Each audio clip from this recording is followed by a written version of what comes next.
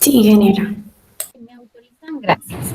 Entonces, hoy es el día del conversatorio virtual final con los estudiantes de Matemática 3. Están muy atentos, vean, nadie está así descansando, sino al contrario, todos están muy atentos. Y vamos a exponer el capítulo, todos los capítulos del libro. Adelante, por favor, los dejo con ellos. Buenos días, el día de hoy vamos a hablar del libro Un matemático invierte en bolsa y el autor es John Halen Paulos, el cual él es un matemático estadounidense y es un escritor que pues se le hizo irresistible entrar al campo de las finanzas.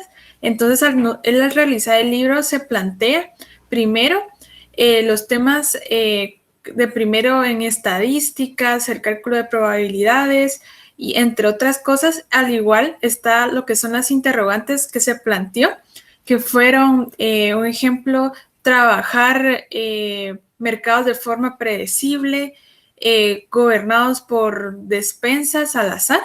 Al igual también tenemos cómo puede cuantificar el riesgo de una inversión, como volatilidad, rentabilidad, entre otros.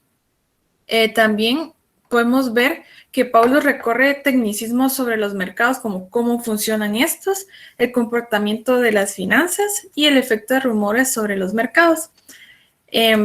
Y por otro, también se plantean fórmulas que emplean en el mercado, como el análisis fundamental y el análisis técnico. Muchas gracias.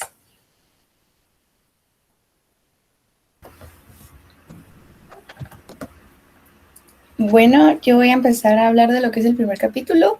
Este es anticiparse a las decisiones de los demás. Creo que esto lo podemos aplicar desde algo tan sencillo, ¿verdad? Como en las situaciones de nuestra vida.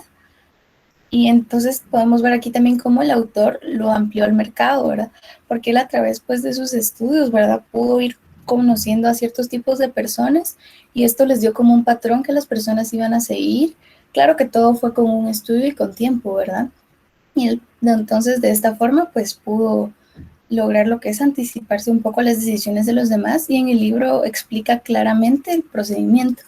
Otro tema es cómo surgió el interés por la bolsa de valores. Y en este me llamó la atención porque al principio él tomó el rechazo, ¿verdad? Él no le interesaba, dijo que para qué pues iba a perder su tiempo. Ese fue su primer paso. El segundo fue empezar a analizar cómo la matemática y la estadística y todas estas demás ciencias se involucraban en lo que es pues el mercado y la bolsa de valores.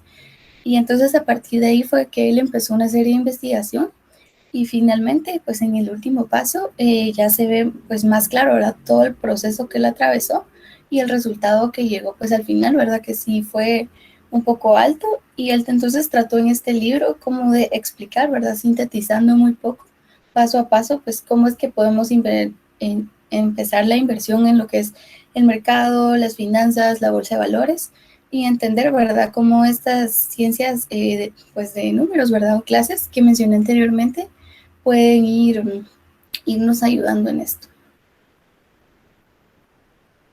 Dentro de este capítulo, el siguiente tema que trata el autor es sobre mi crueldad pedagógica.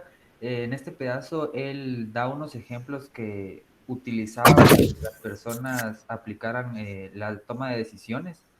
Eh, Él dio un ejemplo sobre unos alumnos que él tenía y él les colocaba un cuadro al final del examen donde si lo marcaban con una X, les iba a dar 10 puntos extra, pero si más del 50% de la clase tachaba ese cuadro, les iba a quitar 10 puntos. Por lo que a media vez iba avanzando, más personas iban tachando y al final llegó un punto en el que sí perdieron los puntos los alumnos, pero a raíz de eso dejaron de tacharlo y después, conforme iba pasando, otra vez volvieron a marcarlo, pero sí se quedó en un 40%, por lo que cada semana iba variando los alumnos que lo tachaban y así todos obtenían los puntos. También explicó sobre el conocimiento adquirido, que en esto él explicaba sobre las cosas que uno sabe, pero que también las demás personas saben que lo saben uno. Y al mismo tiempo es sobre el conocimiento que las demás personas tienen y también que uno sabe que ellos tienen. Y también daba un ejemplo sobre un pueblo donde estaban unas esposas y los esposos eran infieles todas las esposas sabían que los demás esposos eran infieles, pero no sabían que el de ellas también lo era. Hasta que al final llegó una persona externa que les dijo que un esposo, dos esposos o tres esposos eran infieles, y de esta manera, al pasar cada día, si una esposa sabía que su esposo le era infiel, lo podía matar. Pasaron los 22 días o los 20 días, creo yo, nadie mató a su esposo hasta el último día. La esposa que sabía que su esposo le era infiel ya lo pudo matar. Entonces, ahí es donde él explica y da los ejemplos sobre la toma de decisiones y cómo es que hay que anticiparse a los demás para estar preparados. Muchas gracias. Capítulo 2. Miedo, codicia, ilusiones cognitivas. Este capítulo en él explicaba un juego, el cual habían 3 personas y a la primera le daban cierta cantidad de dinero. Entonces, esta persona decidía darle de su dinero cierta cantidad a la segunda persona. Y esta persona tenía la decisión si decidía agarrarlo o no.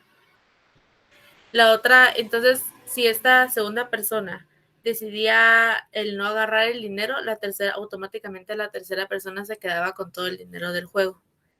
Entonces él daba a explicar que más o menos así era lo que era la bolsa en ese tiempo, y sobre que muchos estaban diciendo que era muy difícil apostar en ese tiempo a los comienzos del 2000.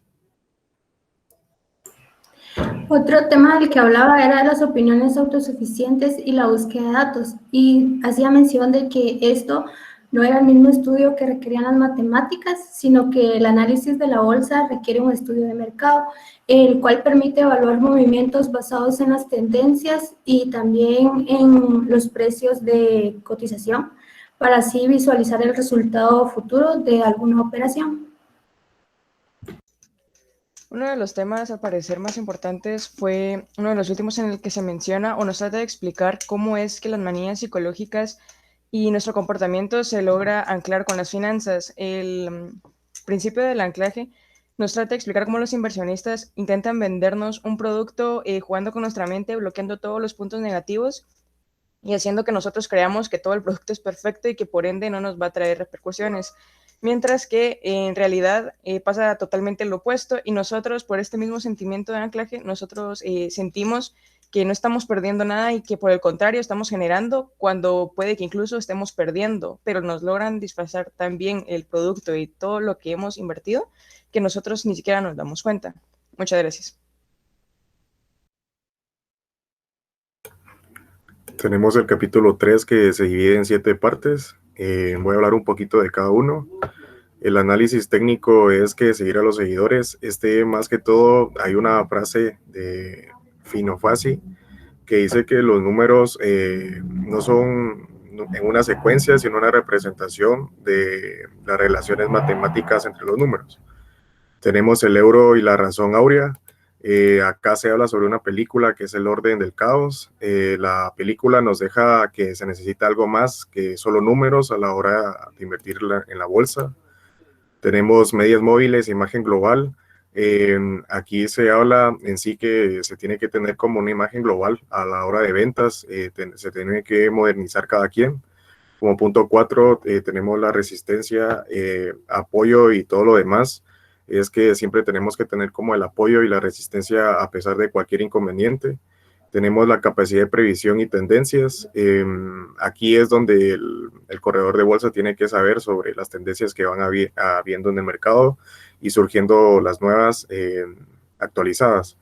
Tenemos las estrategias técnicas y Blackjack. Esto habla sobre el juego de Blackjack, que uno tiene que saber qué cartas va a dar el otro, bien sea la competencia o otras personas, para nosotros mover las cartas en forma estratégica a nuestro favor y ganar perdiendo como el último punto. Ganar perdiendo, más que todo, se habla de que se tiene que tener una pérdida para luego tener ganancias y que no siempre van a ser buenos momentos, pero que vamos a tener el doble de los mejores momentos. Muchas gracias. Capítulo 4. La suerte y los mercados eficientes. voy a hablar un poco de Peñíquez y percepción del modelo. En esta parte se habla mucho de que la suerte tiene mucho que ver con los mercados eficientes y la cotización bursátil y su comportamiento aleatorio. El comportamiento aleatorio puede aclarar mucho de los fenómenos en este mercado, así mismo como la probabilidad. El hecho es que los sucesos aleatorios pueden suceder de forma ordenada o puede pasar desapercibidos. También voy a hablar un poco sobre el timo del boletín bursátil y cómo se relaciona. Este habla mucho de los escándalos de la WorldCom y cómo se dieron, ya que fue un proceso de selección, manipulación y filtración de datos. El mercado es complejo y las medidas de éxito son varias, así que muchas personas pueden llegar a convencerse de que pueden llegar a tener éxito o no en cualquier momento. La gente demasiado desesperada puede llegar a encontrar el orden de los sucesos aleatorios. Bueno, dentro del capítulo, como decía mi compañera, el mercado eficiente, asimismo ya mencionaba que es bien complejo, entonces existe una posibilidad. En el libro pudimos ver un ejemplo de un hombre que utilizaba el mercado eficiente. Él utilizaba lo que son las matemáticas para poder ganar en los casinos. Entonces, de esta forma, él hacía también el timo del boletín bursátil. Asimismo, él creó una empresa donde les enseñaba a sí mismo, a cada persona, a poder mantener esta agilidad con los números.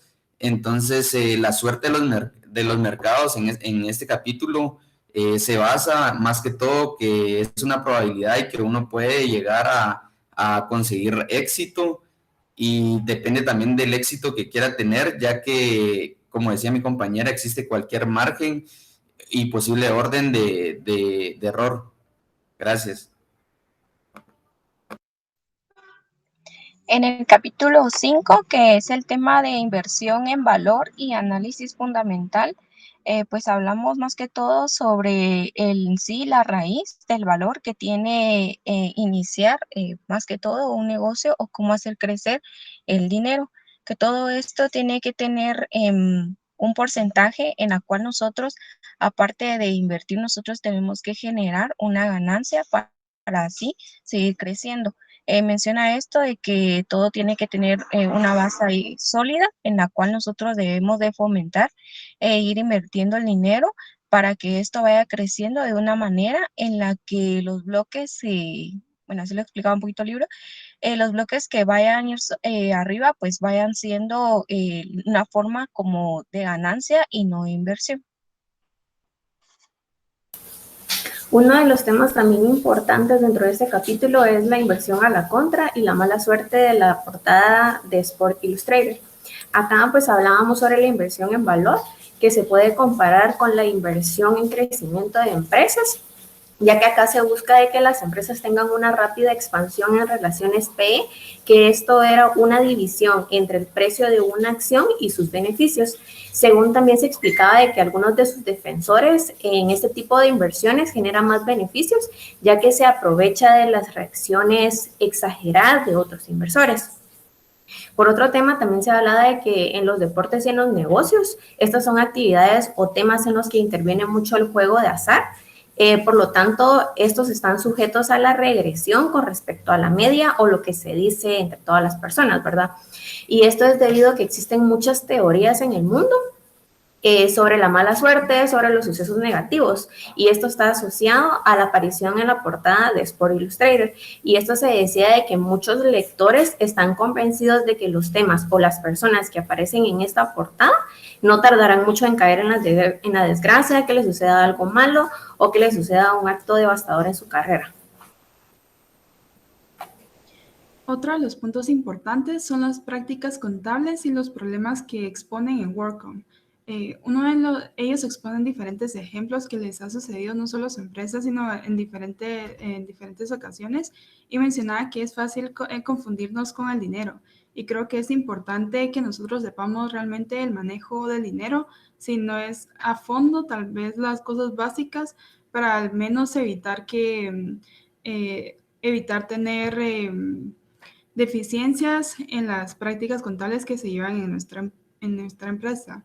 También es importante que estemos pendientes a dichas prácticas contables, ya que obviamente tienen mala fama de que se pueden robar el dinero o pueden modificar los gastos. Entonces creo que a la hora de tener una empresa es importante que nosotros siempre estemos al pendiente de las prácticas contables, y es necesario que si nosotros tenemos un contador que nos, valga la redundancia, nos lleve la contabilidad, contratemos a una persona externa que no tenga relación con nuestro contador y que él lleve la auditoría para que tenga un juicio totalmente alterno y a las diferentes opiniones que se puedan generar. Muchas gracias. El capítulo 6 tiene como nombre opciones, riesgo y volatilidad. Más que todo trata sobre, tiene como tema central las opciones sobre acciones, que estas pueden ser de dos tipos, pueden ser de compra y venta. También a lo largo de la lectura el autor nos da ejemplos sobre cómo podemos utilizar estas dos opciones como protección, y nos puede dar beneficios al momento de adquirir una de ellas. También habla sobre cómo estas dos opciones, ya sea la de compra y venta, nos pueden ayudar a prevenir pérdidas si en algún periodo de tiempo se llegaran a presentar. Muchas gracias.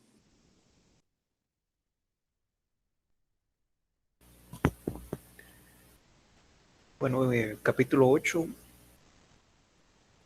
es acerca de la capacidad de conexión y movimientos caóticos de precios.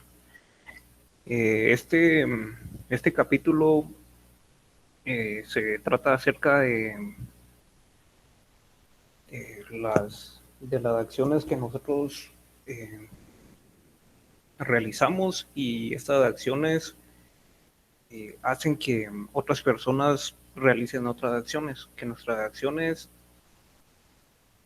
siempre tienen algunas consecuencias. El autor de este libro, en este capítulo, se enfoca más que todo en la relación final que llevaba con WorldCom, que percibió que el mercado bursátil se basaba en el mercado que existía en un día antes o horas antes en Gran Bretaña, que afectaba mucho las acciones que realizaban todos los corredores de bolsa en Wall Street. También dividía en 3 subtemas los capítulos. De los puntos acerca de este capítulo los dividía entre micro, macro y muero. El macro se refería mucho a que la contratación con información privilegiada, esto quería decir que existía personas que se anticipaban mucho antes de que existiera una información pública.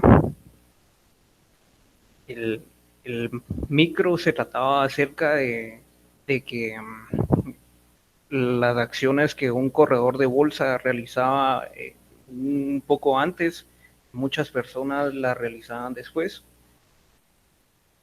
Y el muero se trataba acerca de la incertidumbre que existía acerca de las decisiones que uno podía tomar. También en este capítulo indicaba otro libro de Paul Ormerod, que se llamaba en inglés Butterfly Economics, Economía de la Mariposa. En este libro comparaba mucho de la economía con movimiento, con comportamiento de animales, y en explicaba comportamiento de las hormigas, que los corredores de bolsa, así como las hormigas, una hormiga iba hacia algún destino en común de comida, muchas otras las seguían, y esto se trata más que todo el capítulo, que que con que un solo corredor de bolsa realizaba una acción, muchas personas por el miedo o incertidumbre que tenían acerca de lo que podía ocurrir con el mercado, iban hacia esa misma dirección. Y eso era lo que producía tendencias. Gracias.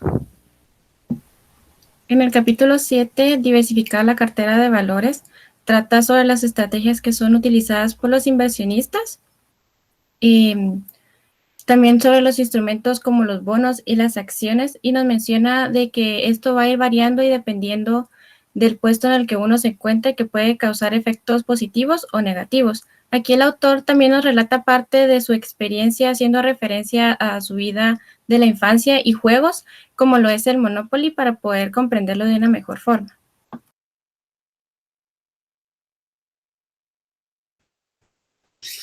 Con respecto a la paradoja de San Petersburgo, él nos indica que una de las mayor cosas que él explica es la probabilidad, y nos da un ejemplo como cuando lanzamos una moneda al aire. Esto nos indica que las probabilidades pueden ser varias y se multiplican. Él nos da este ejemplo ya que es igual con el dinero. Hay probabilidades para multiplicar o perder el dinero. Y también con la inversión en el mercado bursátil, él nos da el contexto que más que todo esto es una colección de acciones, y también hace referencia a lo mismo de ganar o perder dinero. El punto número 5 habla acerca sobre la diversificación y fondos políticamente incorrectos. El escritor acá nos quiere dar a conocer las formas en que podemos salir afectados económica y psicológicamente, por lo que nos recomienda el invertir en un negocio que no sea del todo nuestro agrado o que no nos guste completamente. El punto número 6 habla acerca sobre si beta será lo mejor. Entonces acá el escritor habla acerca de que debemos de tener un riesgo, pero a la vez obteniendo un beneficio, por lo que explica que los puntos de riesgo en los que estamos pueden ser buenos, pero siempre obteniendo un beneficio muy satisfactorio. Gracias. Capítulo 9 de la paradoja a la complejidad. En este punto hablamos del tema del dilema del prisionero y del mercado. En este punto delata un dilema sobre dos prisioneros a los cuales son acusados sobre crímenes graves. En este habla sobre separarlos y hablar cada uno sobre sus hechos. Al momento de que uno delata al otro, eso hace que ambos tengan consecuencias graves. La idea de este punto es que al momento de ser detenidos tuvieron que haber puesto de acuerdo para que cada uno confesara por un delito menor, así cada uno no sufriera una grave consecuencia. Teoría de juegos sobre inversores, psicólogos sobrenaturales. Bueno, pues este subtema se basa en paradojas, una idea lógica o opuesta a lo que se considera verdadero a la opinión general. También utilizan juegos mentales y teorías matemáticas que afirman poder predecir si el mercado tendrá resultados positivos o negativos. En este capítulo aplican ciertas teorías en personas para poder estudiarlas y así lograr predecir cómo será un mercado futuro. Y aunque con todos estos estudios sí se puede lograr predecir en cierto grado y ayudar a tener una idea de lo que qué tan bursátil puede llegar a ser un mercado, este capítulo finaliza diciendo que debemos de confiar en nosotros mismos porque no hay teorías que afirmen al 100% qué tan positivo puede llegar a ser un mercado. Muchas gracias. Bien, jóvenes, es así. Falto yo, ingeniera. Perdón. Es que dijeron la palabra clave. Adelante. Perdón. Bueno, ya para finalizar este capítulo, básicamente el autor dice que estaba con WorldCom, ¿verdad? Entonces, él era uno de los inversores que estaba en esta empresa, pero realmente él ya no quería estar en esa empresa, pero no en su totalidad. ¿A qué me refiero con esto? De que él le veía un futuro a esta empresa. Realmente él veía que si él ingresaba sus ideas, sus conocimientos o cosas así, entonces él podía verle un futuro a esta empresa para poder levantarla, ya que esta empresa estaba cayendo, ¿verdad? Entonces, él quería hacer eso, básicamente, ser una de las personas ser un emprendedor dentro de esta empresa, ¿verdad? Sin embargo, esto no fue posible para él y él tuvo varias oportunidades para poder zafarse de la empresa, es decir, que se pudo declinar, o sea, ya no ser uno de los inversores. Sin embargo, él tuvo siempre más de algún problema y siempre tuvo como esa espinita de que él podía hacer un cambio, pero llegó al punto de que realmente él ya no le veía futuro, como realmente a él sus ideas no le parecían a las otras personas o simplemente lo ignoraban. Y entonces él decidió ya definitivamente salirse de la empresa, ya no ser uno de los inversores.